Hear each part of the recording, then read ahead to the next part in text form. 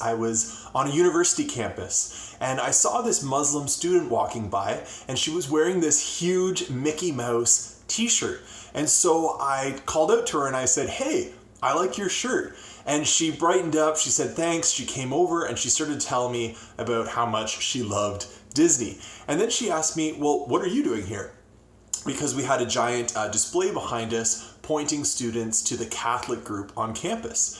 And I said, "Well, I'm out here with a group of other students and we're talking with people about Jesus. What do you think about Jesus?" And she said, "Oh, I wish I could talk about these things. I love to talk about faith and God. I find it so interesting and it's really important, but I'm late for class already.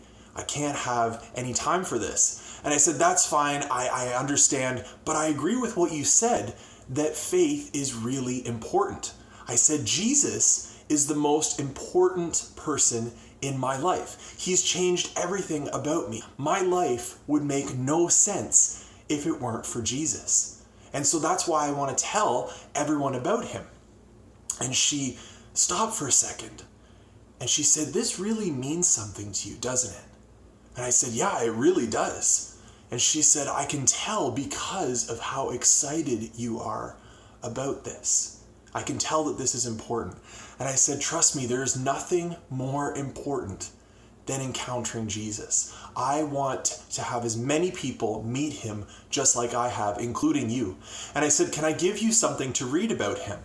And she said, "Sure." So I gave her a pamphlet that explains why Jesus is God, which is something Muslims don't believe. And I explained that to her and I said, "Would you take the time to read this?" And she said that she would, and we parted ways. Now, what I learned from this is it's not about my important things that I say, because I didn't say anything deep or profound.